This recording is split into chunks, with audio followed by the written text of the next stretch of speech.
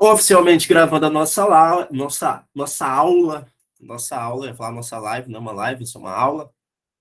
E aí a gente hoje troca de assunto, vai para um assunto novo, vai falar sobre proteínas. A gente terminou ácidos nucleicos, tá tudo gravado para vocês que não conseguiram assistir, né, essas aulas no presencial, mas vocês podem assistir lá no YouTube, tá? Já botei os links no Classroom. Quem não tiver no Classroom, pode me avisar, que aí eu vou adicionando vocês. Lembrando que a gente tem a plataforma do Estuda também. Eu mandei um link para vocês acessarem, né? Vou mandar novamente para quem não conseguiu entrar, tá?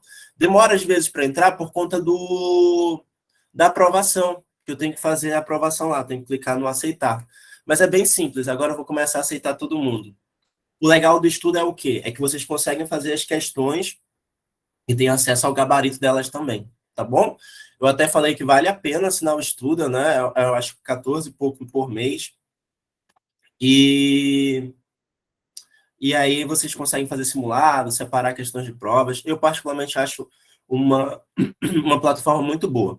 Por que eu recomendo que vocês façam o simulado do Estuda? Porque eu consigo ver o resultado de vocês. Não sei se vocês sabiam disso. Mas então, quando vocês fazem o simulado lá, eu consigo saber o quanto vocês estão acertando. E é baseado nisso que eu vou fazer os outros simulados. Então, digamos assim, percebo que a turma está errando mais ácidos nucleicos. Quando a gente fizer o simulado, vai ter questões ali mais de ácidos nucleicos. Percebo que a turma está errando muito carboidrato, e assim vai seguindo até o final. Só para finalizar, o aluno me perguntou se a gente vai ver todos os conteúdos do ensino médio. Sim, a gente vai ver todos os conteúdos do ensino médio. O objetivo da turma é realmente que vocês estejam preparados para qualquer prova, tá bom? Então, os conteúdos vão ser todos do edital, tanto o Enem quanto o EA, e aí a gente dá ênfase também em algumas questões de Roraima quando forem pertinentes para a gente, beleza? Então, a aula de hoje já está mostrada aí na telinha de vocês, e a gente inicia. Bora lá. Quando a gente conversou sobre os ácidos nucleicos, a gente falou um pouquinho a respeito de pedaços do DNA que guardavam informações genéticas, né? Então, imagina que isso aqui é uma molécula de DNA, ó. Quando eu olho para o DNA e pego pedaços dele que codificam informações genéticas, a gente conhecia isso como sendo um gene. As informações do gene poderiam ser copiadas, né, para moléculas de RNA. E a expressão desse gene poderia ser apenas um RNA, mas poderia ser também que acontecesse isso aqui, ó. Poderia acontecer também de eu copiar essa informação genética para uma molécula de RNA mensageiro. RNA mensageiro guarda a mensagem para a produção de uma proteína. Então, olha só, esse gene era copiado para uma molécula de RNA mensageiro, e esse RNA mensageiro era lido lá nos ribossomos em um fenômeno chamado de tradução, e a gente tinha ali a expressão da proteína. Então, os genes são segmentos do DNA que guardam uma informação genética. E essa informação genética, muitas vezes, é uma informação para produção de proteínas. A coisa mais importante que eu queria que vocês soubessem é isso. A gente conversa sobre o DNA e vocês acho que já têm a noção de que ele é uma molécula super importante. Mas por que o DNA é tão importante assim? Porque ele está relacionado à hereditariedade, a transmissão de características genéticas ao longo das gerações. E essa transmissão de características, na realidade, nada mais é do que transmissão de informações para a produção de proteínas. Olha que doido. Tu já parou para pensar nisso? O DNA, ele guarda informações que são transmitidas ao longo das gerações. E que informações são essas? Informações para a produção de proteínas.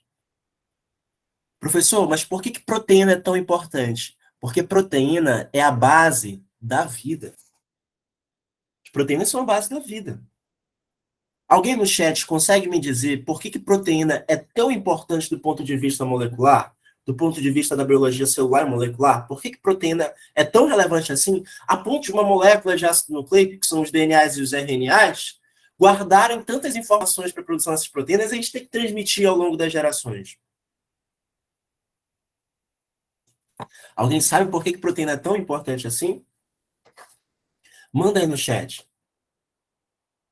Dou-lhe uma, dou-lhe duas, dou-lhe três. Exato, a Evelyn falou bem assim, ó. Porque elas têm funções variadas. É exatamente isso. Quando a gente olha para as proteínas conseguem exercer a maior diversidade de funções que a gente tem em termos moleculares. Professor, como é essa maior diversidade de função? Presta atenção. Carboidrato, a principal função deles, né, é a geração de energia, reserva estrutural. Lipídios, reserva de energia, energia estrutural, função endócrina, tem uma variada função também. Mas proteína, meu amigo, proteína consegue fazer absolutamente tudo. Tudo que vocês conseguirem imaginar de função, proteínas conseguem fazer. Proteínas podem ser transportadores? Podem. Proteínas podem atuar controlando o DNA? Podem. Proteínas podem ser canais permitindo passagem de substâncias? Podem. Proteínas formam estruturas? Formam. Proteínas conseguem atuar na defesa? Conseguem. Tudo que vocês conseguirem imaginar de função, as proteínas conseguiram realizar. Não à toa que esse milagre que é a vida, esse milagre que é a vida. Porque a gente olha para a vida, não sei se vocês ficam encantados que nem eu, mas a vida é impressionante. Vocês conseguirem imaginar que isso aqui é um corpo e que basicamente ele funciona através da ação de células que se comunicam por moléculas. Moléculas. Entre essas moléculas estão as proteínas. Então a vida é impressionante. E a vida surge a partir de quem? A partir das proteínas. Através do que a gente conhece como sendo a evolução molecular, proposta por um cara chamado Joe Pain. E a gente tem logo no início ali do desenvolvimento da vida uma sopa. Uma sopa. A Terra era, né, no seu ambiente primitivo, inundado por água após o resfriamento dessas regiões do solo. E aí acontece a deposição de água e acontece também ali naquele mar, naquela água, perdão, um aglomerado de proteínas, que a gente vai conhecer como sendo os famosos coacervados. Os coacervados não são células, muito aluno erra isso. Coacervados são agregados proteicos, basicamente. E é que as proteínas começam a reagir. Então, as proteínas são a base da vida. De novo, por quê? Se aparecer proteína na tua prova, o que tu tem que saber é que proteína consegue fazer absolutamente tudo. Tudo, basicamente tudo, pô. Tranquilo até aí, né? Vocês aprenderam, então, que as proteínas são a base da vida, são elas que dão início a tudo, dentro de um fenômeno que a gente chamava, né, de sopa de aminoácidos, tá bom? Sopa de aminoácidos. Ah, professor, mas a vida é tão complexa, é tão bonita, é impossível que isso tenha vindo de uma evolução molecular. Cara, a gente está falando de processos que levam bilhões de anos. 3,5 bilhões, pô. A gente não está falando de 2020 anos. A gente está falando de processos moleculares que aconteceram durante bilhões de anos. E aí, olha só raciocina aqui um pouquinho. Eu sempre faço esse jogo de pensamento com meus alunos, quando chega na parte da evolução. Que é o seguinte, a gente está em 2023, não é? Está em 2023 depois de Cristo. Tu já parou para pensar que depois de Cristo, passaram-se 2023 anos e o tanto de coisa que aconteceu é absurdo? Tipo assim, Roma, a história, ó, só pensar na história, pô. Roma, aí vem o feudalismo, pô.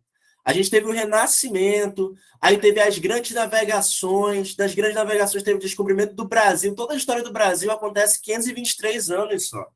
Agora tu imagina que são 3,5 bilhões de anos.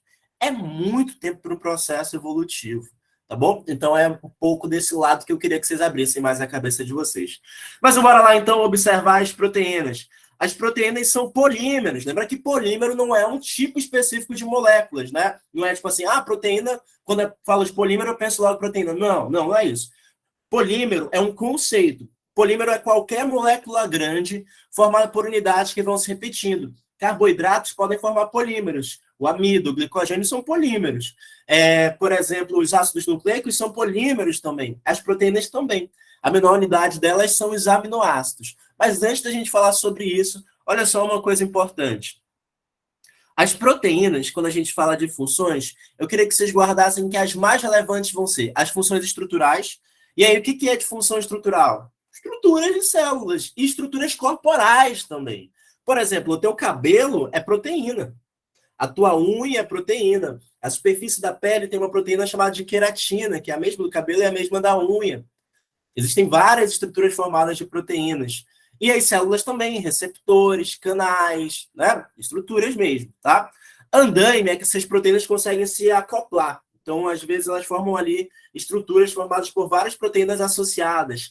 Enzimas são catalisadores biológicos que a gente, inclusive, vai estudar nessa aula de hoje. Elas aceleram reações químicas. Elas podem ter funções reguladoras. E, na base dos estudos da biologia, a gente vê que, na verdade, no dogma central, o DNA é copiado para o RNA e o RNA forma proteína. Não é isso? E daí entender que o DNA é que comanda tudo. Na realidade, quem comanda o DNA são as proteínas. Eu só consigo usar segmentos de DNA se determinadas proteínas forem lá ativar esses segmentos. Então, as proteínas regulam o DNA. E podem ter função motora também, tá bom? Podem ter função motora. Inclusive, essas proteínas motoras, muitas delas parecem que elas estão andando. Vocês já viram um desenho de uma proteína que parece estar caminhando sobre um trilho? É uma quinesina. Tá? É bem bonitinho. Deixa eu ver se eu acho aqui para mostrar para vocês verem o quanto que é complexa a estrutura de proteínas e assim, a função delas é muito maravilhosa. Bora ver se está abrindo aqui no YouTube. Até aí, alguma dúvida sobre as proteínas? Não, que eu acho que eu não falei muita coisa, né? Não trouxe nada. Alguém quer comentar algo? Eu falo, professor, eu vi tal coisa, eu queria saber. Ou eu posso seguir? Ah, meu YouTube não quer abrir aqui. Queria mostrar para vocês a cinesina. Acho que eu consegui. Olha só que lindo, olha só que lindo. Que lindo. Deixa eu parar aqui e vou mostrar para vocês.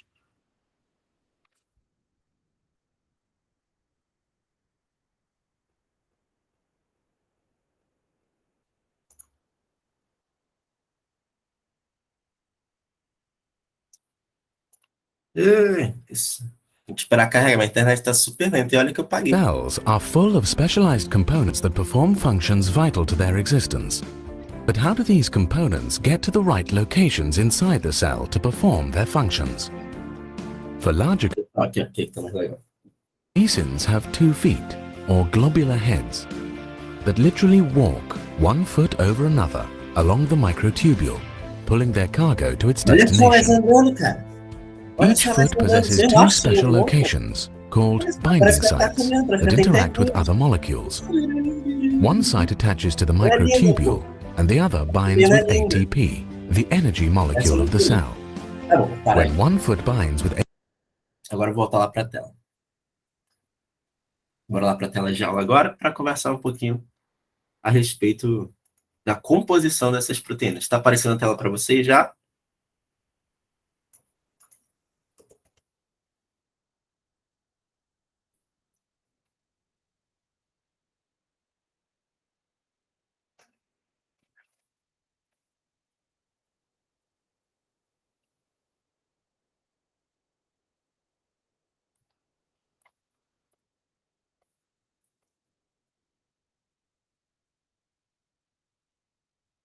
Alguém me perguntou quantos aminoácidos formam uma proteína. Eu vou já ver isso aqui, eu tenho no Bernoulli aqui. Aí fica mais fácil de ver no final da aula. Eu tinha esquecido. É muito fofinho, cara, isso é muito legal. Mas bora lá para as estruturas? Seguinte. Conversei isso com meus alunos da aula de ontem, né? Quem estava presente na aula viu. E aqui a gente vai fazer um pouquinho de questões a respeito das proteínas, tá? Então, bora lá. Quando eu falei de proteínas, eu falei para vocês que ela era um polímero, né? Então, as proteínas são polímeros. Aí, olha só. Todo polímero tem uma unidade que vai se repetindo, que no caso das proteínas, essa unidade de repetição é conhecida como sendo os aminoácidos. E a gente, portanto, vai considerar que os aminoácidos são a menor parte de uma proteína e, portanto, serão os monômeros dessa proteína, tá? Então, a proteína é um polímero e o monômero é um aminoácido. Olha só para cá, gente, olha só para cá. Todo aminoácido tem esse grupo aqui, ó, ligado ao carbono central, que a gente vai chamar de carbono alfa. Deixa eu diminuir o tamanho dessa canetinha. Ó, a gente tem esse carbono central, que é o carbono alfa, e ligado a ele a gente vai ter esse grupo NH2, que representa para mim o grupo amino. O outro ligante do carbono central é uma carboxila, que representa para mim o grupo ácido. Carboxila, C dupla O, OH, que ele até fez uma forma diferente, né? É para mim o grupo ácido. Por isso que ele se chama o quê? Aminoácido. Não tem como tu errar na tua prova. O que compõe um aminoácido? Um grupo amino e um grupo ácido ligados a um carbono central. Mas, além disso, o carbono sempre faz 4 ligações. Aí eu vou ter um grupo hidrogênio, que está aqui representado. O hidrogênio dispensa apresentações, ele é o hidrogênio. E eu tenho também um radical. Os radicais, eles representam para mim variações da cadeia carbônica, tá? Então, esses radicais, eles podem ser um grupo metil, um CH3, por exemplo, podem ser um benzeno, tá? Podem ser vários tipos de cadeias. Deixa eu te mostrar na tela. É bem legal a aula online que eu consigo copiar as informações para vocês verem melhor, né? Olha só para cá, ó. Vou mostrar a tabela de aminoácidos. Tem 20 aminoácidos importantes. Olha para cá, ó. Tá vendo aqui, ó? Olha só. Olha só para cá, ó. Carbono central, grupo amino, grupo carboxila, que está na forma ionizada aqui, né? Hidrogênio. Aí, olha, aqui o radical, ó. Tá vendo? Olha como vai variar no outro, ó. Grupo amino, grupo carboxila, hidrogênio, aí agora é outra cadeia. E aí, nesse caso, tem uma prolina. Agora, olha só, grupo amino, carboxila, hidrogênio, e agora é outro grupo, outro aminoácido. Existem 20 aminoácidos na natureza. Onde que se diferenciam esses aminoácidos? A diferença entre esses aminoácidos está localizado no grupo radical. Tá? Nesse radical aqui que a gente tem. Então, R, gente, não é um elemento químico. R representa para mim um radical, que pode ser diferentes cadeias carbônicas. Tranquilo até aí? Então, esse R, novamente, representa um radical. Coisas importantes sobre os aminoácidos. Esses aminoácidos, na maioria das vezes, eles vão ser opticamente ativos. Os aminoácidos serão opticamente ativos. Prof, o que significa que os aminoácidos são opticamente ativos? Significa que eles apresentam isomeria óptica. Professor, não ajudou em nada. Não ajudou em nada. É assim, olha. A isomeria óptica é um fenômeno em que determinadas moléculas, quando a luz polarizada incide sobre elas, conseguem desviar o plano da luz polarizada ou para a direita ou para a esquerda. Então, de novo, isomeria óptica é quando eu tenho um composto que, quando a luz polarizada incide sobre ele, ele desvia o plano da luz polarizada ou para a direita ou para a esquerda. Como assim? Assim, ó. Se eu colocasse nessa tela a imagem de uma luz polarizada passando por um composto, ele poderia fazer um desvio do plano da luz polarizada. Então, está aqui a luz polarizada, tem aqui uma solução, ó, contendo determinado tipo de composto, e ao invés da luz vir direto nessa direção, ela sofre um desvio. Quando essa... Quem fez isso, professor? Quem que ficou olhando a luz polarizada para ver se ia ter desvio ou não? Mano, não sei, porque muitas descobertas da ciência são assim, né? Você fala, não, por que fizeram isso, né? Por que dividiram, sei lá, como é que uma pessoa chegou a seno, né? A lei dos senos e cossenos? Não sei, pô, não sei também. Mas alguém ficou olhando o plano da luz polarizada passando sobre os compostos e descobriu que alguns apresentam essa capacidade de desviar o plano. E aí a gente vai classificar esses compostos em destrógeros e levógeros. Já ouviram falar sobre isso? Compostos destrógeros desviam o plano da luz para a direita e levógeros desviam o plano da luz polarizada para a esquerda. Vocês sabem reconhecer um composto de cadeia aberta opticamente ativo apenas através de ligações simples? Sim ou não? Compostos que apresentam carbono de ligação simples, como é que eu identifico se a isomeria óptica está presente ou não? Vocês sabem?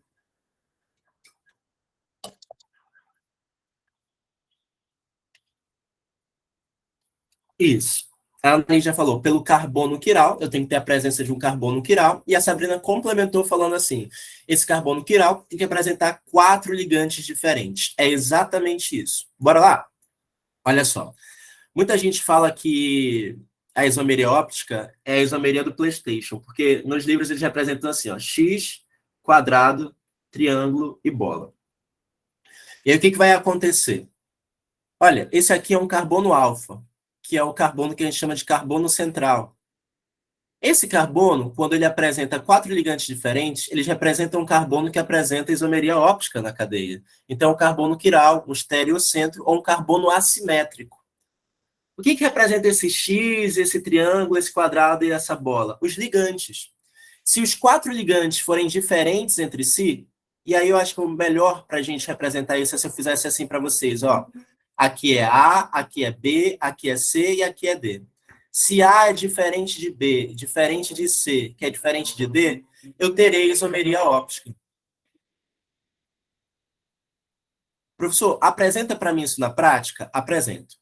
Os aminoácidos, eles apresentam na sua composição, olha só, um carbono central, que é esse aqui, que eu vou chamar de carbono alfa. Olha para a telinha com o coração aberto. Ó, bora olhar os ligantes? O primeiro ligante, C dupla O, OH, certo? Esse aqui, ó, tá vendo? Primeiro ligante. Outro ligante desse carbono, NH3, né? Que seria o grupo NH2. Lembra que está na forma ionizada representada aqui. Quando a gente estuda bioquímica, a gente representa desta forma, que é o grupo base e o grupo ácido. Mas esquece isso no momento. Bora lá. Aqui, hidrogênio. Aqui está uma outra cadeia carbônica. Este grupo é igual a este? Não. É igual a este? Não. É igual a este? Não. Então, aqui eu tenho um fenômeno de isomeria óptica. Conseguiram entender? Os 4 ligantes são diferentes entre si. Mostra melhor, prof. Mostra. Bora ver isso aqui, olha só. Grupo amino é igual ao grupo carboxila? Não. É igual ao hidrogênio? Não. Olha o outro ligante, CH3. É igual? Não. Os 4 ligantes deste carbono, que é o alfa, são diferentes. Então, aqui eu tenho isomeria óptica.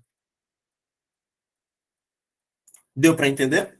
Os compostos, no caso dos aminoácidos, apresentam isomeria óptica, verdadeiro ou falso? Verdadeiro. No geral, sim, porque eles apresentam 4 ligantes diferentes. Tranquilo? Compreenderam? Conseguem identificar numa cadeia agora o carbono assimétrico? Me dá um retorno. Vocês não estão vendo TV não, né? E deixou a aula ligada aí. Tá bom. Bora lá. Agora, olha só aqui. É a coisa que eu queria que tu soubesse. Olha para esse composto. Esse é o menor aminoácido possível. O menor aminoácido possível é uma glicina. Olha para ele. A glicina ela é uma exceção. Por que a glicina é uma exceção? Olha para cá. Ó. Carboxila é diferente de grupo amino. É diferente deste hidrogênio. Mas olha, o radical da glicina está representado aqui. Ó. É um hidrogênio. Concorda comigo que este é igual a este? Ligantes iguais. A glicina apresenta isomeria óptica, sim ou não, doutores? A glicina apresenta isomeria óptica, doutores, sim ou não? Não. Ela é uma exceção. Todos esses outros aminoácidos aqui, ó, esses 20 aminoácidos vão apresentar isomeria óptica, mas a glicina não, tá? Então, bora lá voltar na nossa tela. Né? Aqui, ó, eles são opticamente ativos. Aí eu vou botar um asteriscozinho para te lembrar que existe uma exceção. A exceção quem que é? É a glicina. Show? Tá. 2 aminoácidos, o que mais aparece em prova, é o seguinte ponto. Os aminoácidos vão ser classificados em uma categoria, que são os aminoácidos essenciais. Opa! Isso dá. Aminoácidos essenciais e aminoácidos não essenciais. Aminoácidos essenciais e aminoácidos não essenciais, tá bom? De novo, os aminoácidos são classificados em 2 grupos importantes, os essenciais e aqui, ó, os não essenciais. Gente, vale uma reflexão no domingo de manhã. Uma reflexão no domingo de manhã é aquela música tocando ao fundo, e aí a nossa reflexão do dia é... Sabe aquele cara que lê uma reflexão na rádio? Tem um nome, eu não lembro o nome dele. É o Tiradentes? Eu acho que é o Tiradentes. Fica tocando uma musiquinha, aí ele vai narrar. E é assim: as coisas essenciais são aquelas coisas que não podemos viver. Mas o ser humano só deseja aquilo que ele não tem. E o essencial se torna assim: uma busca pelo que não temos. Caraca, professor, que profundo! É uma aula de filosofia. Aminoácido essencial traz essa ideia de que não dá para a gente viver sem eles, né? Mas, na verdade, aminoácido essencial é um aminoácido que a gente não tem no corpo. A gente não tem. A gente não produz. Qual que é a forma, então, de obter esse cara? Através da minha alimentação. Então, aminoácido essencial não são sintetizados no organismo, tá? De novo, ó, aminoácidos essenciais não são sintetizados no corpo. Se eles não são sintetizados no organismo, eu só consigo obtê-los através da minha dieta. Então, os aminoácidos essenciais são obtidos pela dieta, pela alimentação. Professor, e os não essenciais? Os não essenciais são sintetizados no organismo. Síntese no corpo. É basicamente isso. Essa é a classificação que eu tenho de aminoácidos essenciais e aminoácidos não essenciais. Tá bom? Alguma dúvida até aí? Deu para captar as mensagens?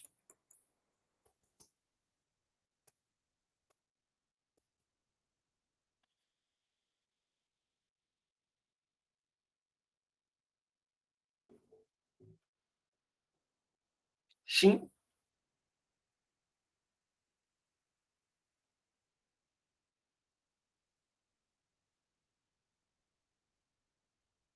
Alguém quer comentar alguma coisa?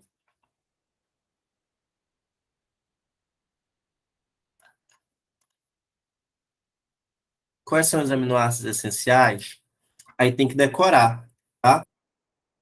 Eu tinha um professor que ele tinha um macete, que é vem linda Isa falar-me tão logo haja tempo, que é valina, leucina, isoleucina, fenilalanina, treonina, agora o outro não lembro. Eu tenho que fazer a listinha de aminoácidos essenciais. Deixa eu procurar aqui para vocês. Vou botar na tela. Deixa eu botar na tela. Tá aqui, ó. Bora lá. Já esqueci esse macete, mas estão aqui eles representados, ó. Os aminoácidos essenciais. Tá? Valina, leucina, isoleucina, fenilalanina, triptofano, lisina, arginina, treonina, metionina e histidina. São esses.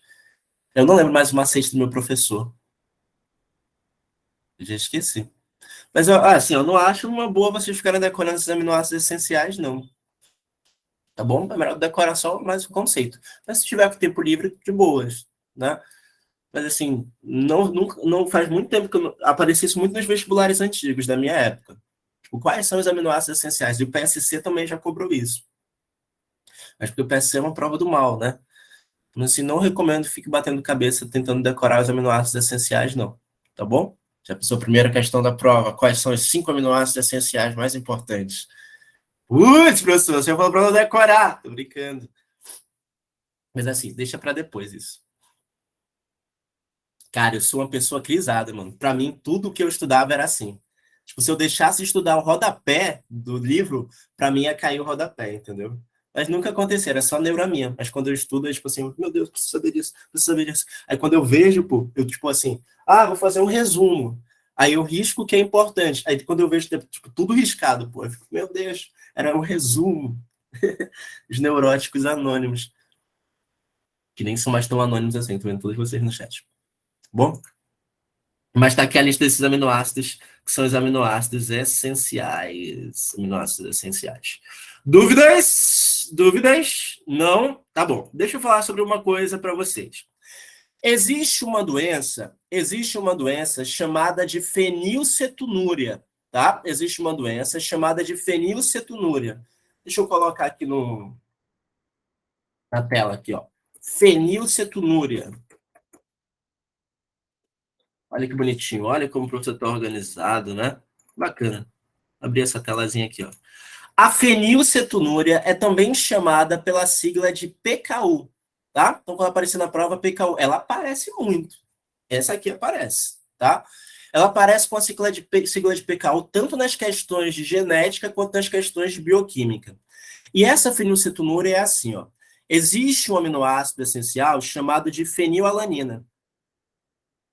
Existe um aminoácido essencial chamado de fenilalanina. E essa fenilalanina é importante na produção de um outro aminoácido chamado de tirosina. Tá? Então, a fenilalanina, ela ajuda na produção da tirosina. E isso acontece através da ação de uma enzima chamada de fenilhidroxilase. Deixa eu colocar uma imagem para vocês. Olha que, mano, eu adoro essa parte da internet, porque eu consigo pensar e postar aqui. Mas olha só aqui, ó. Aqui, ó. A fenilalanina é um aminoácido essencial.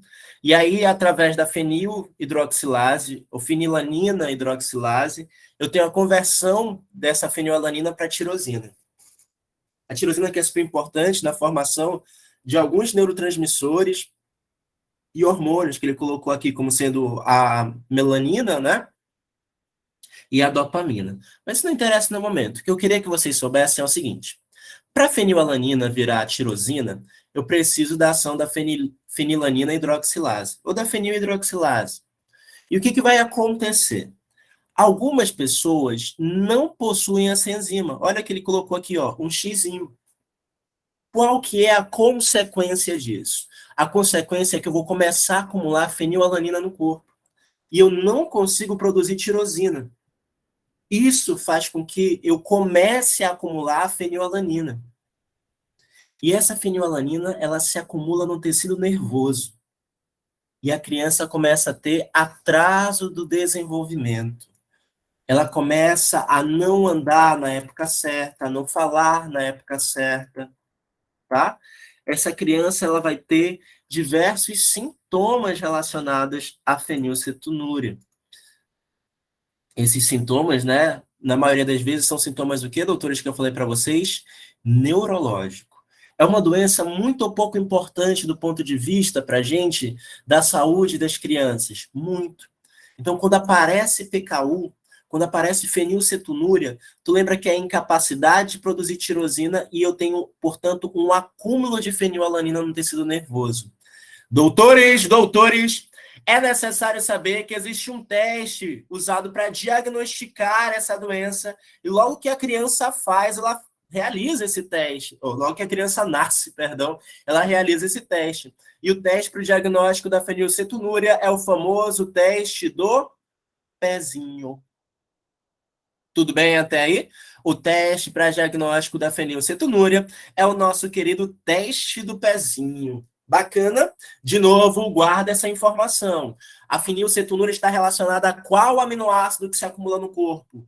Fenilalanina. Baby, se no dia da prova tu não conseguir lembrar disso, olha o nome da doença. Fenilcetonúria. Eu vou acumular quem? Fenilalanina. Tá no nome da doença para te lembrar, se por alguma razão, né, te der um branco no dia. O ruim é se aparecer PKU, né? Que aí não tem, assim como tu correlacionar de imediato. Ok? Dúvidas? Podemos seguir?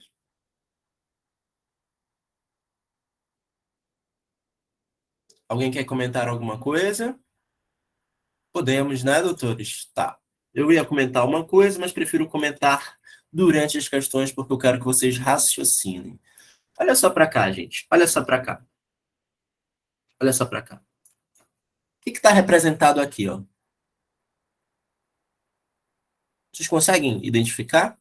Se aparecesse isso na prova de vocês, o que vocês iam dizer que isso aqui é, em azul? Ó, carbono alfa ligado a um grupo, né? Um grupo amino. Aqui, ó, tinha um grupo carboxila. Aqui um radical, aqui um hidrogênio. Isso aqui é um aminoácido, ó. Olha para o lado, olha para o ladinho, ó. Opa.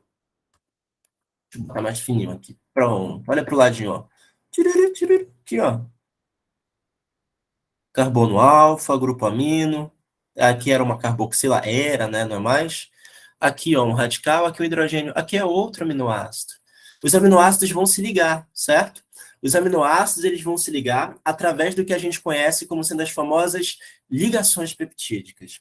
As ligações peptídicas são ligações entre aminoácidos. Isso já apareceu na prova da UEA. Quando eu vou formar uma proteína, eu tenho que juntar vários aminoácidos. Então, eu tenho que promover a formação dessas ligações peptídicas, tá? Então, essas ligações peptídicas vão acontecer entre os aminoácidos. Mas onde que acontecem essas ligações? Entre o grupo amino de um aminoácido e o grupo ácido de um outro aminoácido, tá? Então, de novo, para fazer ligação peptídica, eu preciso ligar o grupo amino de um aminoácido com um grupo um grupo carboxila de um aminoácido vizinho. Professor, mostra para mim como é que acontece essa ligação? Mostro. Olha só para cá. Bora lá. Representa para mim um aminoácido em vermelho, ó. Tá aqui, ó, professor. Vou colocar em vermelho. Pega a tua caneta vermelhinha. Aqui, ó, grupo NH2, grupo carboxila. Olha como eu vou representar a carboxila. C dupla O, OH, né? Eu não fiz aquele assim, ó, tá? Eu fiz retinho, em ângulo de 90 graus. Aí eu tenho também ligado ao carbono alfa um hidrogênio e um radical. Beleza? Todo mundo consegue ver um aminoácido aqui. Agora representa para mim outro aminoácido. Tá. Usa a cor azul agora no teu caderno. O grupo amino eu não vou representar como sendo NH2. Eu vou representar assim, ó, hidrogênio, traço, NH. Concorda comigo que isso é NH2, ó, nitrogênio ligado a dois hidrogênios, né? NH2 ainda, eu só mudei para representar a ligação do hidrogênio isolada, tá? Então, bora lá. Carbono alfa ligado ao grupo amino, e aí ele vai estar ligado a um carboxila aqui, ó. Hidrogênio e radical. Tudo bem? Conseguem ver dois aminoácidos aí, né? O que eu falei para ti que é uma ligação peptídica? Tu guardou no teu coração? A ligação peptídica é uma ligação entre o grupo amino de um aminoácido e o grupo carboxila do aminoácido vizinho. Então, bora lá. A ligação entre o grupo amino de um aminoácido e a carboxila de um aminoácido vizinho. Olha o que vai acontecer de bonitinho, ó. Esse OH vai reagir com este hidrogênio. OH mais H, doutores, formam o que para vocês de importante? O que vocês acham que vai acontecer nessa ligação? OH mais H forma quem para a gente? Água. Água. OH mais H se ligam. E aí eu tenho a liberação de água. De água. Agora, eu vou apagar aqui, ó. O OH foi embora, o hidrogênio foi embora, não é? Repete para mim a cadeia. O carbono está sozinho, está solitário. O nitrogênio está sozinho, está solitário. Então eles vão se unir. Bora montar a nossa cadeia de novo, ó. NH2, traço, ó, o carbono alfa, ligado a um radical, ligado a um hidrogênio. Agora olha para cá, ó. Eu tenho C dupla O, traço, tinha um OH aqui, não é? Que ele foi embora? Não foi embora o OH para formar água? Olha aqui, ó, o carbono vai se ligar agora a quem está sozinho também. Os solitários se atraem, não é? Olha só, aqui, ó, carbono ligando agora com quem? Com NH. Depois repete a cadeia. Carbono alfa, agora radical, agora hidrogênio, agora C dupla O, OH. Viu só? Bem aqui, ó, entre a carboxila de um aminoácido e o grupamino do outro, eu estabeleci uma ligação. Essa que é chamada de ligação peptídica. Tudo bem? Esta é uma ligação peptídica. Na química orgânica, ó, C dupla O traço NH ligado a uma cadeia carbônica. Isso representa para mim uma função. A função representada é uma função amida. Amida, com D de Deus. Tá bom? Então, essa é a ligação que eu tenho estabelecida entre os aminoácidos. É uma ligação peptídica, tá? É uma ligação peptídica. Conseguiram entender? Conseguiram ver como que se forma essa ligação?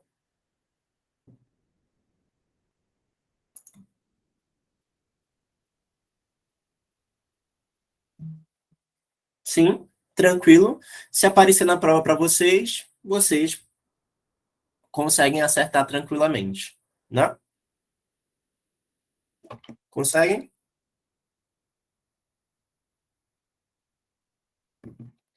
Sim? Tá bom. Olha só, para a gente finalizar. Quando eu juntei os dois aminoácidos, né? Aqui, ó, tinha um grupo OH, aqui tinha um hidrogênio. Pá. Quando eu juntei os dois aminoácidos, eles se uniram para formar água, não é? Quando eu junto dois aminoácidos, libera água. Portanto, eu classifico esta reação como sendo uma síntese por desidratação. Tá bom? Então, eu classifico isso aqui como sendo uma síntese por desidratação.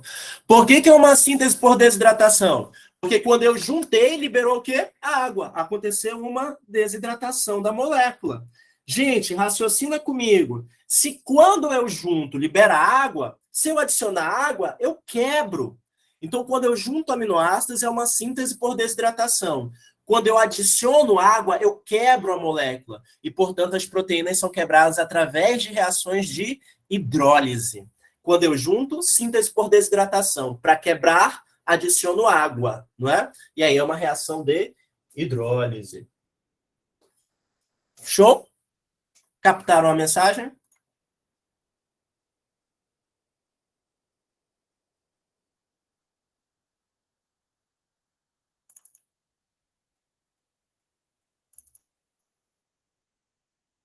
Alguém quer comentar alguma coisa? Quer perguntar algo?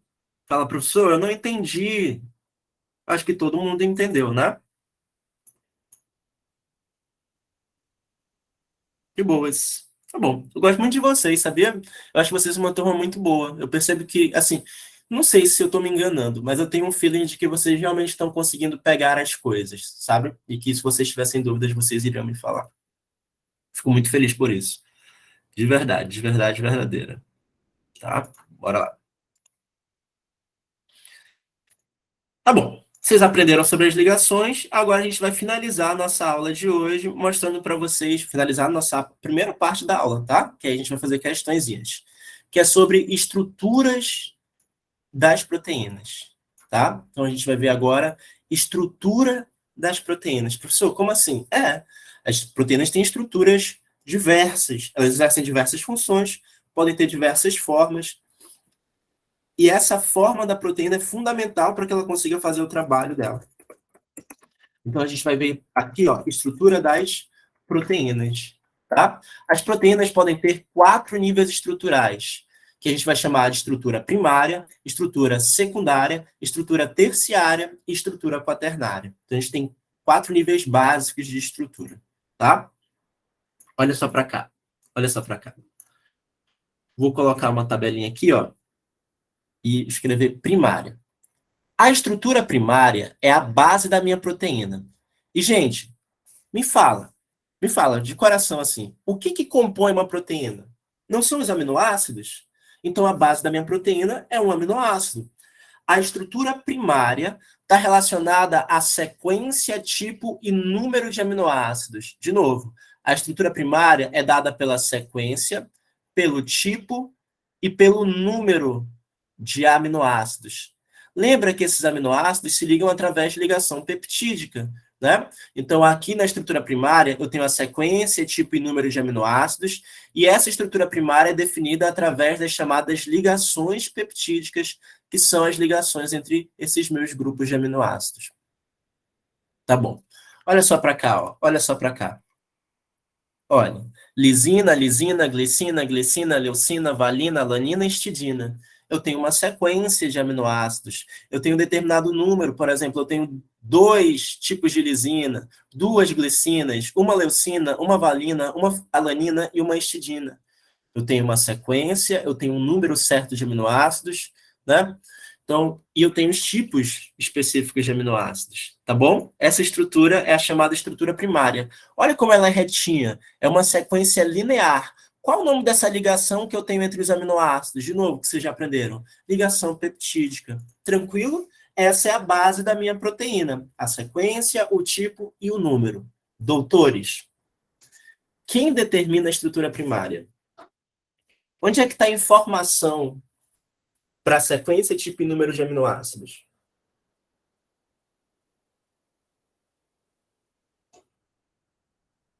Me responde. Conseguem linkar as informações com as coisas que a gente já estudou? Quem que guarda informação para a produção de uma proteína? O gene, que copia a informação para o RNA mensageiro. Perfeito. Os dois estão certos, tá bom? Os dois estão certos. Então, se eu tiver uma alteração ou no gene ou no RNA mensageiro, concorda comigo que eu vou modificar a proteína, porque a sequência, o tipo e o número estarão alterados também, já que é lá que tem a informação? Esse fenômeno a gente conhece como sendo as mutações que a gente citou na aula de ácidos nucleicos. As mutações em segmentos de gene ou em RNAs mensageiros vão alterar o que, doutores das proteínas? A estrutura primária de imediato, e por consequência todas as demais estruturas. Tranquilo? Então, a informação da estrutura primária, a sequência, tipo e número, é definida pelo RNA mensageiro. E a informação do RNA mensageiro está guardada onde? Lá no meu DNA. Faz sentido para vocês? O Everton e a Ana Lídia responderam. Os demais da sala conseguem entender isso? Se a sequência, o tipo e número de aminoácidos determinou a minha proteína, eu tenho que pensar que quem na verdade determinou isso foi quem? A molécula de RNA mensageiro, que tem as informações justamente para a produção dessa proteína. Tá bom? Beleza. Esses aminoácidos, eles começam a interagir entre si, tá? Olha só, os aminoácidos começam a interagir entre si, de forma a curvar a cadeia, e aí ela começa a dar voltas, estabelecendo um formato que a gente conhece como sendo a alfa-hélice. Essa estrutura é chamada de estrutura secundária. A estrutura secundária é determinada pelas chamadas pontes de hidrogênio, tá? Então, os aminoácidos, em suas cadeias, começam a interagir uns com os outros, e aí estabelecem entre eles as chamadas pontes de hidrogênio. Então, ponte de hidrogênio determina a estrutura secundária. Geralmente, a gente vai ter o formato de alfa-hélice nesse caso aqui, tá? Existem outros tipos de formas possíveis, como o formato de beta-folha. Deixa eu ver se eu acho uma imagem para vocês. Tá? Olha só aqui a alfa-hélice mais bonitinha. Deixa eu pegar aqui do lado. Olha uma alfa-hélice mais bonitinha. Tá vendo?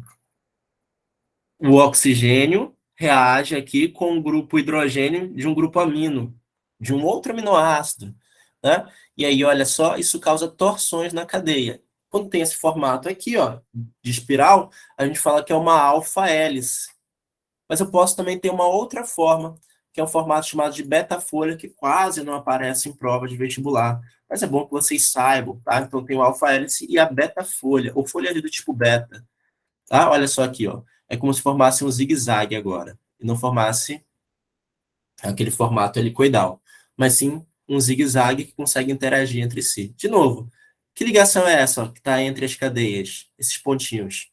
Ponte de hidrogênio, tá bom? Então, as pontes de hidrogênio permitem torções na cadeia que vão levar à minha estrutura secundária, tá?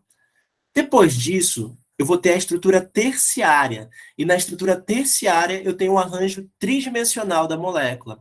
A estrutura terciária é determinada principalmente por pontes de sulfeto e interações hidrofóbicas, tá?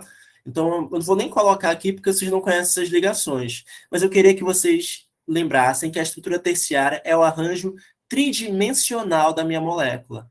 É quando eu finalmente vou ganhar uma forma definida. E aqui, gente, na estrutura terciária, quando eu ganho uma forma, eu finalmente ganho uma função. A forma da proteína tem uma total correlação com a sua função. Vocês conseguem imaginar uma proteína? Não é, professor? Eu não consigo, não. Então, eu vou te mostrar uma imagem. Olha que louco. Olha que louco. Aqui, ó. Alfa-hélice, só dando voltinhas, elas interagem. Tá vendo? Elas interagem. E aí eu tenho assim, ó. Uma estrutura tridimensional. Tu imaginava uma proteína assim, ó? Tu imaginava que era assim uma proteína? Isso é uma proteína angular. Isso é feio desse jeito? Gente, tá falando de molécula, né? Não sei se tu imagina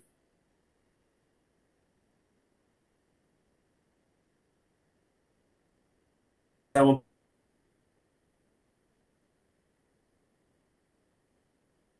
proteína.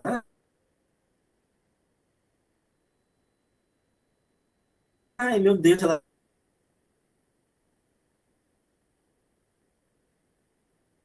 é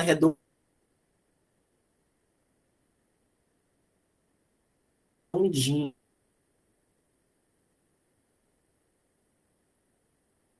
Estou.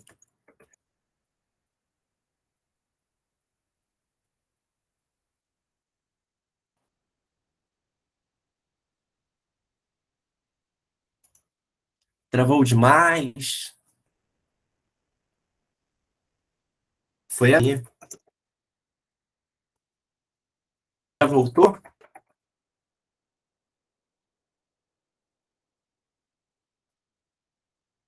Beleza, beleza. Como é que é a internet? Sabe o que eu vou fazer? Eu vou abrir a porta, que aí a internet consegue entrar de novo.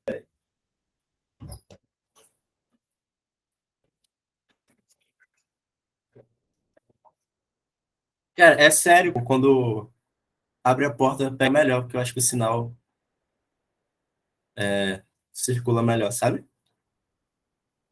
O tirador fica lá na sala. Vocês conseguiram ver a estrutura tridimensional que eu mostrei a vocês? Que é essa que está na tela? Então, de novo, ó. As alfa-hélices interagem entre si, e aí eu tenho esse formato aqui tridimensional, tá bom? Formato tridimensional. A alfa-hélice interage, e aí eu tenho o formato agora tridimensional. Show? De boas? Tranquilo? Para a gente finalizar, olha só, para a gente finalizar essa parte aqui, eu tenho as chamadas estruturas quaternárias. De novo, para finalizar, eu tenho um último nível de organização, chamado de estrutura quaternária. E aí eu vou colocar bem aqui, ó, um asteriscozinho para a estrutura quaternária.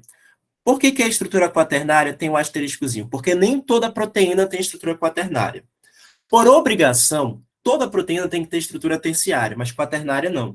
Porque a estrutura quaternária, eu tenho que ter mais de uma cadeia polipeptídica, tá? Então, para ter estrutura quaternária, tem que ter mais de uma cadeia polipeptídica.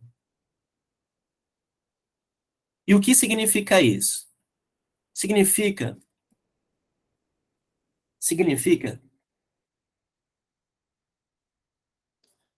que eu vou ter mais de uma sequência de aminoácidos formando uma cadeia, e aí eu vou ter outra sequência de aminoácidos formando outra cadeia. E aí é como se eu juntasse esses blocos. Então, digamos que este aqui, ó, seja um tipo de cadeia peptídica. Este pincel aqui é um tipo de cadeia polipeptídica. Eu tenho uma sequência, eu tenho um tipo e número de aminoácidos, ele sofreu aquela rotação formando alfa-hélice, interagiram, formaram uma estrutura tridimensional, terciária. E aí eu tenho uma outra cadeia que sofreu o mesmo processo, uma outra cadeia polipeptídica, e elas interagem. É como se eu juntasse duas cadeias. É como se eu juntasse, professor? Não, é como se eu juntasse, não. É de fato a junção de mais de uma cadeia, tá? Então, olha só aqui, ó, ele representou para a gente uma estrutura amarelinha, que é uma cadeia, outra estrutura amarelinha, que é outra cadeia, duas. Aqui tem uma rosinha e aqui atrás outra. Quantas cadeias polipeptídicas eu tenho aqui? 4. Quando eu tenho mais de uma cadeia polipeptídica, eu tenho uma estrutura quaternária. E o melhor exemplo que a gente tem nesses casos é uma proteína chamada de hemoglobina. A hemoglobina é formada de duas cadeias alfa e duas cadeias beta. Hemoglobina. Tá? Vocês conhecem a hemoglobina? A hemoglobina é a principal proteína presente no sangue. Deixa eu pegar a hemoglobina para vocês. Deixa eu mostrar aqui uma imagenzinha, que aí eu acho que fica mais fácil vocês conseguirem relacionar a estrutura quaternária. Se ela aparecer um desenho na prova, olha só, achei. Olha só para cá, olha. Deixa eu apagar essa aqui da terciária. Deixa eu botar aqui. Pá, olha para cá. Tá vendo, ó, em vermelhinho, uma cadeia. Aqui do lado, outra cadeia. Aqui, ó, outra cadeia, outra cadeia. Quantas cadeias eu tenho? 4. Se tiver mais de uma, já é uma estrutura quaternária. Tranquilo? Alguma dúvida até aí?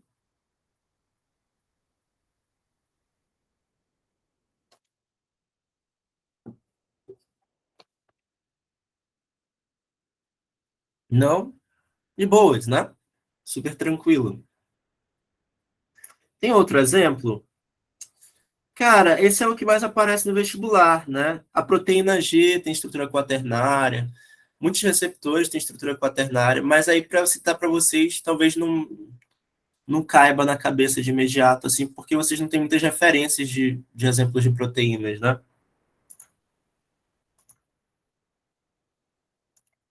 Chaperonas tem estrutura quaternária.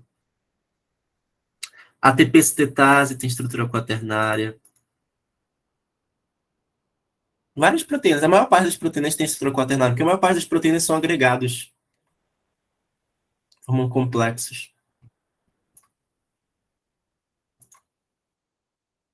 Tudo bem?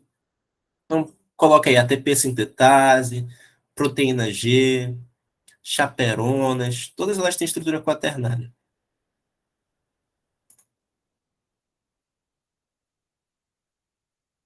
Tranquilo? Bora finalizar essa parte primeira? Bora finalizar primeiro essa parte. Agora, só para eu finalizar, então, um conceito aqui para vocês, tá? Um conceito que eu queria que vocês guardassem, que é o conceito de desnaturação proteica.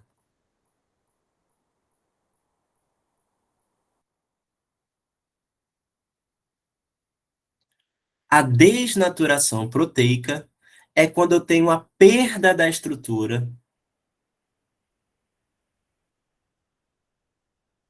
terciária, quaternária, perdão, se tiver quaternária até, então vou botar quaternária, um asterisco aqui, se tiver terciária e secundária. Já ouviram falar de desnaturação proteica? Provavelmente sim. Quem estava na aula ontem viu esse assunto já, e já tem mais ideia. Mas é a perda da estrutura quaternária se tiver, lembra que nem toda proteína tem, né? Terciária e secundária, tá?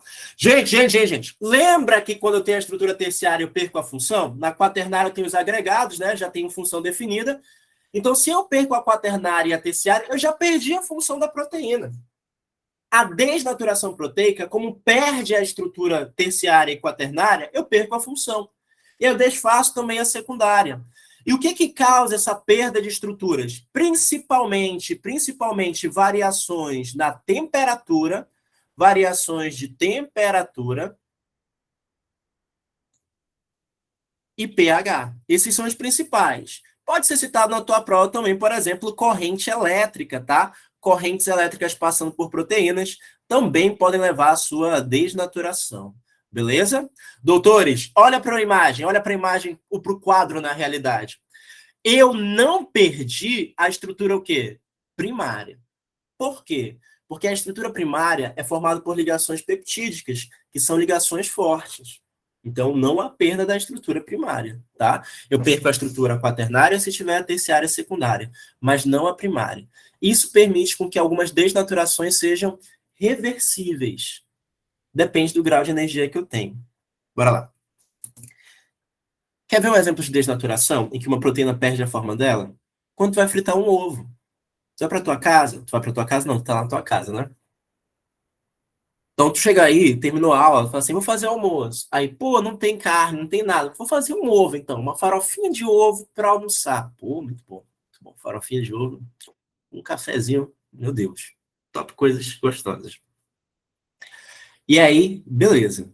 Deu vontade. Pô. Putz, me deu muita vontade agora. Mas bora lá. Quando tu frita o ovo tem proteína. Ela continua da mesma forma? Não. Sabe por quê? Porque tu forneceu calor. E aquelas proteínas sofreram desnaturação. Eu consigo fazer essa proteína voltar ao estado original dela? Não. Essa é uma desnaturação irreversível. Tá bom. Mas olha, se tu fizer chapinha no teu cabelo, fez uma chapinha. Cabelo é proteína. Forneceu calor. Ele mudou de forma. Esse cabelo vai ficar para sempre com chapinha? Não vai. É uma, no caso aí, desnaturação reversível. Tudo bem? E por que algumas desnaturações podem ser reversíveis? Porque eu mantenho a estrutura primária. Não é que as irreversíveis eu não mantenho, tá? É porque esse processo, se reversível ou não, depende do quanto de energia eu tenho no sistema. Mas é possível que aconteça. É possível que aconteça isso justamente porque eu mantive a estrutura primária, tá? Então a estrutura primária não é perdida nos processos de desnaturação proteica. Tranquilo até aí? De boas?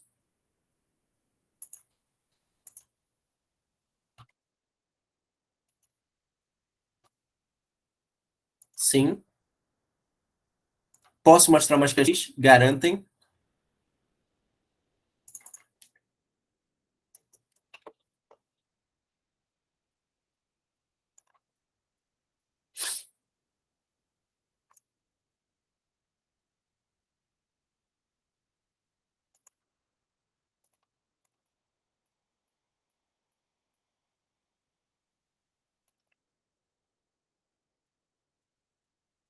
Deixa eu abrir aqui, então.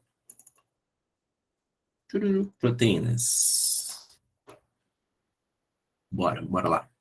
Vou mostrar algumas questõezinhas e aí eu já posto lá no Classroom para vocês. Deixa eu abrir aqui, vou interromper a transmissão. Boa pergunta. O Everton fez uma pergunta assim, ó. Quando ocorre a desnaturação na proteína do ovo, perde valor nutricional? Não. Eu posso ter variações em calorias, tá bom? Mas eu não perco os aminoácidos. Os aminoácidos continuam lá, porque a sequência, tipo e número de aminoácidos de uma proteína está na estrutura o quê? Primária. E a estrutura primária é mantida. Uma ótima pergunta, tá? Uma ótima pergunta. Deixa eu colocar aqui na tela rapidinho, gente.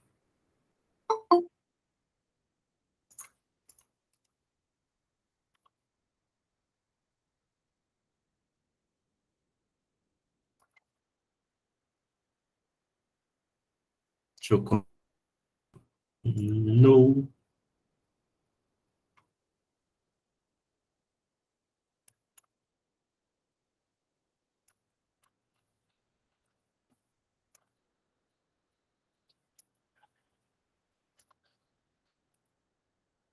Às vezes a tecnologia prega peças na gente. Isso geralmente acontece principalmente se você for idoso. E tu fica assim, meu Deus, como é que faz?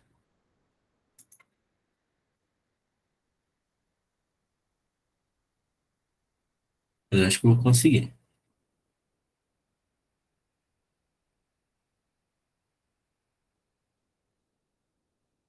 Já falei pra vocês fazerem uma vaquinha, né? Pra gente comprar o nosso computador. Nosso computador. Pronto. Tá na tela?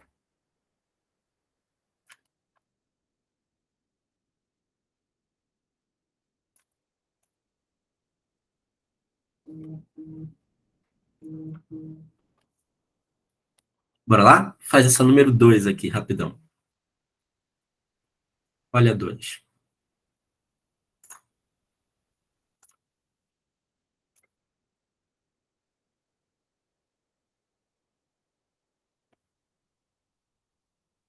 Aquela pergunta sobre quantos aminoácidos formam uma proteína, a partir de 70 aminoácidos, tá bom? 70 aminoácidos, segundo aqui o Bernoulli.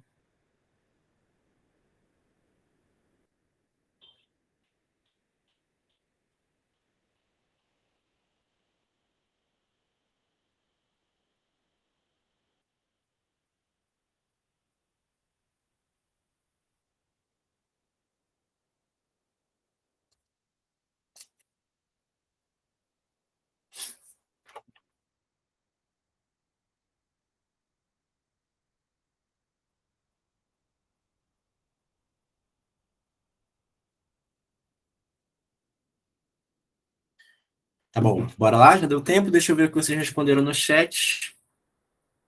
Deu ter fome essa questão? Cara, eu tô morrendo de fome também. Vocês estão com fome? Tô morrendo de fome. Só tomei café. Cara, vocês terem ideia, eu tomei 2 cafés. Ó. É meu estômago que tá... Só a gastrite, sabe? Enfim, bora lá.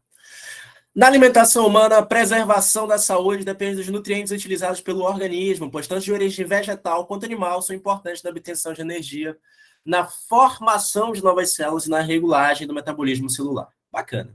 Tem umas informaçõezinhas. Considera que após uma determinada refeição, com o processo digestivo totalmente realizado, verificou-se que as substâncias absorvidas pelo sistema digestório em maior quantidade foram os aminoácidos. Então ali ele fez uma digestão, né?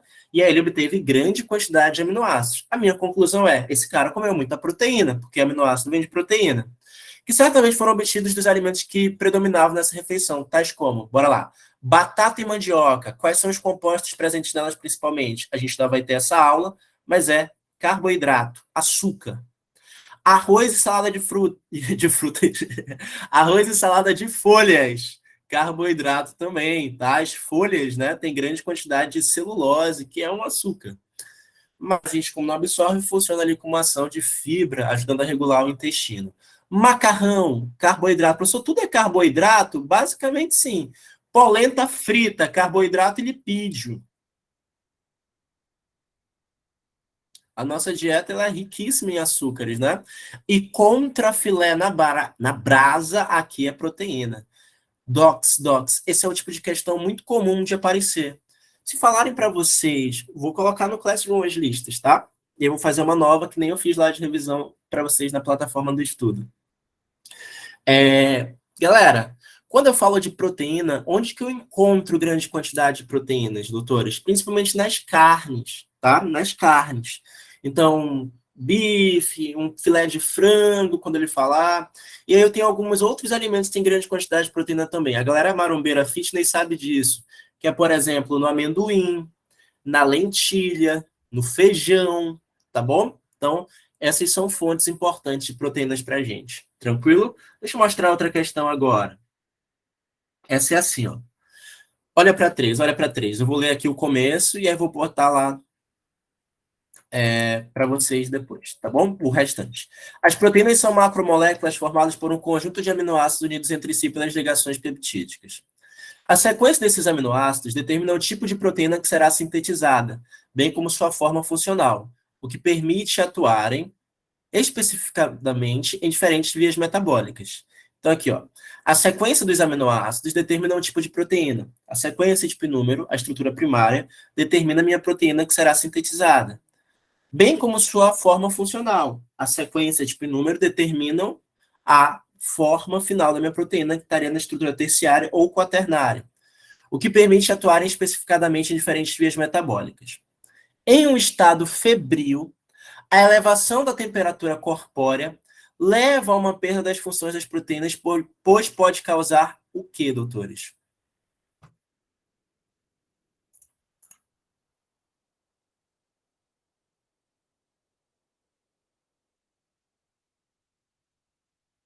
Raciocina com carinho.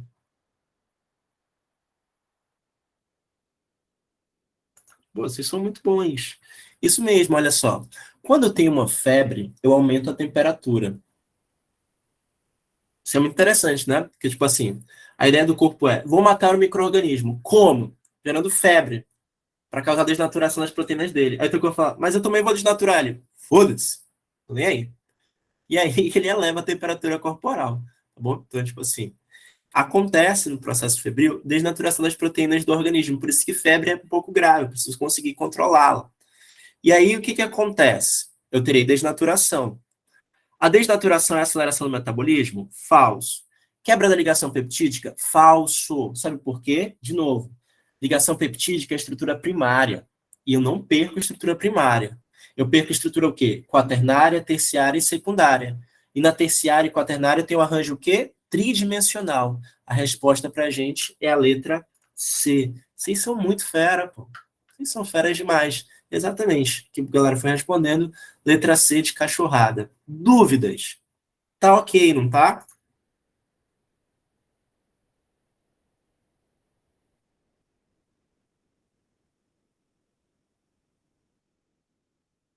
Tá ok, não tá? Posso seguir tranquilamente? Posso, né? Olha para mim a questão de número 10.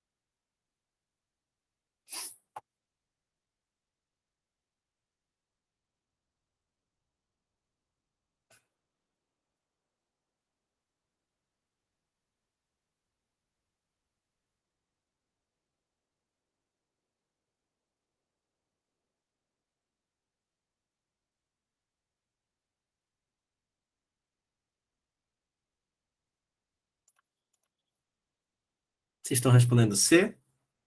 Bora lá, então. Bora ver se vocês estão certos. Ó, grupo amino, NH2, né? Radical, hidrogênio, C dupla O, OH, tá aqui, ó, carboxila. Perfeito. Considerando a figura acima, assinale a afirmação verdadeira. Já vi que é um aminoácido. Observa-se a presença de um carbono central alfa, verdade. Responsável pela diferença entre os 20 aminoácidos? Falso. A diferença entre os 20 aminoácidos está no radical. B. O quarto ligante é um radical chamado genericamente de R, ou cadeia lateral R, de forma constante, ou seja, que não varia. Falso, o radical varia. Ele que diferencia os nossos 20 aminoácidos. Um grupamento carboxila, um grupamento amina, um grupo R e um átomo de hidrogênio estão ligados ao carbono central. O grupamento carboxila, grupo ácido, isso aqui é uma carboxila, a gente já conversou, C dupla OH. Preciso pegar o hidrogênio aqui, ó. Pronto, agora pegou tudo. Depois, o grupo amina, que é esse aqui. Um grupo R, que é o nosso radical. E um átomo de hidrogênio. Estão ligados ao nosso carbono central. Verdadeiro. Resposta, letra certa, letra C, mesmo que vocês acertaram. Além desses 20 aminoácidos principais, há alguns aminoácidos especiais que só aparecem em alguns tipos de proteínas. Verdade, existem aminoácidos especiais mesmo. Existem mais de 100 tipos de aminoácidos. Mas a gente só estuda esses 20 que são os mais importantes. E eles não possuem o grupo amina falso. Todo aminoácido é formado de um grupo amino, um grupo ácido, um hidrogênio e um radical. Esta é a nossa regra. Acharam difícil esse assunto?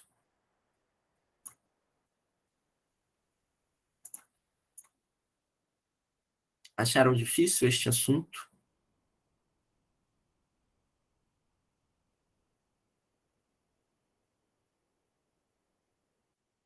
Não? Não? Tranquilo, né? Então, beleza. Vou deixar a lista para vocês lá. Eu quero que vocês deem uma olhada em enzima. E aí, na próxima aula, a gente vai falar de enzima, que são proteínas, e vai falar muitos detalhezinhos, não é verdade? Isso é verdade, tem nomes meio chatinhos. A gente vai falar de enzima, carboidrato, e aí, no outro domingo, a gente finaliza lipídio e já entra em citologia. Tá bom? Tranquilo? De buenas? É, pra gente ir andando, né? Senão a gente fica só na bioquímica aí. Ah, tem vitaminas também, mas aí eu faço uma aula extra, mais fácil. Porque senão a gente vai gastar muito tempo em bioquímica, tá bom? A gente faz uma aula extra, então, de vitaminas e sais minerais, pode ser? A gente pega um dia extra na semana para fazer essa aula. Sim, sim? Então, só relembrando, nesta segunda-feira a gente não tem aula, vou mandar o link para vocês da live, para vocês participarem, que é lá da Aprovado na Federal, a gente vai conversar sobre várias coisas de vestibular, e aí na terça-feira tem aula, tá bom? Abraço para vocês, vão comer, que eu também estou morrendo de fome. Vou encerrar aqui nossa gravação.